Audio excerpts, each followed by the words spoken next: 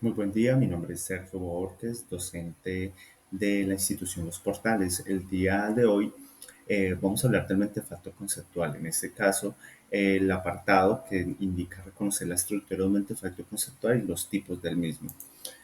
Entendemos como mentefacto que es una herramienta gráfica que representa el significado de un concepto y sus relaciones con otros. Básicamente, esta se utiliza en la educación y epistemología para estructurar el pensamiento.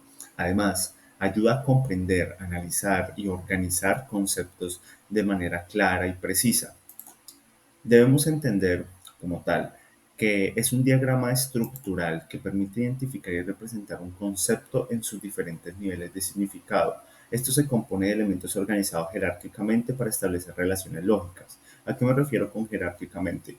Ponemos un tema central, como el que vemos en este ejemplo, el de varianza, y en este caso aparecen diferentes puntos en los cuales se va a empezar a generar la estructura que permite identificar este concepto, tanto de lo igual como lo diferente y a lo que pertenece. En este caso, vamos a hablar rápidamente de las partes del mentefacto y continuaremos con la estructura como tal del mismo.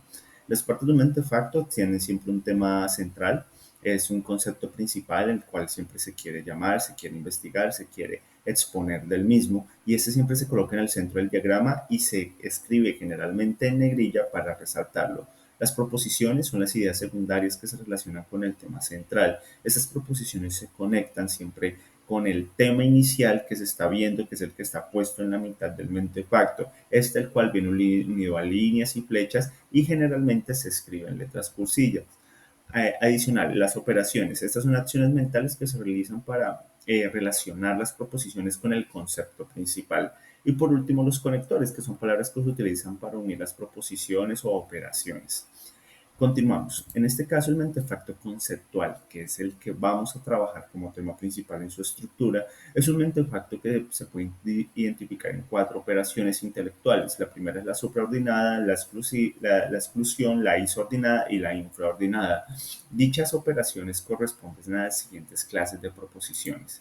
La primera, la supraordinada. Es aquella que contiene por completo a los demás. Con estas se identifican las estructuras y cualidades. De hecho, es la que siempre aparece en la parte superior, lo que hace que el tema principal pertenezca a esta rama de la supraordinada.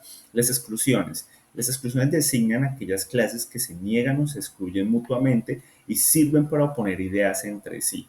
Es decir, casi que una parte antónima o lo que no pertenece al tema principal. Lo último, la isoordinada. Establece nexos entre clases adyacentes, aunque con una correspondencia no total, es decir, este permite vincular ideas entre sí. Básicamente lo que son características, definiciones, tratar de entender el tema principal. Por último, las infraordinadas son las que pertenecen a la clase principal, son las subclases o derivaciones del tema inicial que vamos a trabajar. Si logramos mirar, por ejemplo, en estas estructuras que voy a mostrar a continuación, notamos que el concepto principal a trabajar se encuentra siempre en la mitad. De ellos se toma las siguientes posiciones para trabajar en el mentefacto. Entonces, si lo tenemos en cuenta, trabajando, digamos, la palabra fruta, en este caso las frutas aparecen como concepto principal a las cuales trabajaremos. ¿Estas a qué pertenecen? Es decir, ¿cuál es el supraordinado de estas? Pertenecen a alimentos vegetales. Eso quiere decir que fruta pertenecen a esta clase de alimentos. Continuamos con el apartado de los excluidos. Si notamos, en la parte de excluidos hay un símbolo que representa diferencia, que representa que no es igual, que no pertenece. Y en este caso, en el apartado de frutas, sería el contrario, verduras y legumbres en el apartado de excluidos. Aquí se muestra un conector que es según su naturaleza, que trata de hacer la definición y divide por la parte infraordinada, es decir, todos los que pertenecen al concepto principal aparecen como que son carnosas, secas, oleaginosas, que según su naturaleza son características directas de la fruta. Estas carnosas, secas y oleaginosas pertenecen a la fruta, por eso si notamos las flechas, vienen siempre en esta misma posición. En cambio, en la supraordinada, la flecha viene hacia arriba. ¿Eso qué quiere decir? Que la parte de frutas siempre va a pertenecer a esta.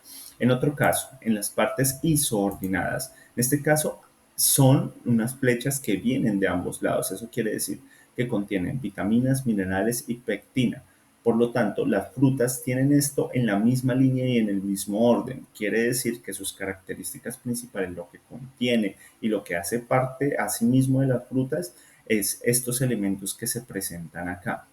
Entonces, teniendo en cuenta estos ejemplos, logramos ver que las partes del mentefacto cumplen con las características necesarias. Además de eso, tenemos que tener en cuenta que esto facilita el aprendizaje significativo, ayuda a estructurar el pensamiento y la organización de ideas y son útiles en la investigación y enseñanza. Eso quiere decir que en un concepto educativo, en un salón, es muy sencillo de explicar, de enseñar. Podemos mostrar estos apartados, estas estructuras para los estudiantes para que recreen, para que tengan una estructura de aprendizaje y logren entender cómo funcionan estos aparatos de creación, estas estructuras de manera cognitiva para ellos. Entonces, en este caso, los mentefactos conceptuales, en especial los que estamos trabajando el día de hoy, son herramientas esenciales en la educación y estos permiten representar y clasificar conceptos de manera estructurada. Y además su uso es demasiado fácil y en este caso facilita todo lo que es el aprendizaje y la enseñanza de temas, dando en cuenta que podemos hablar un tema como son las frutas, que en cierto aspecto podría ser sencillo, lo dividimos en un tema resumido y podemos estructurar todo lo que pertenece a él como mostramos en este claro ejemplo. Muchas gracias por el espacio y espero les haya servido la información.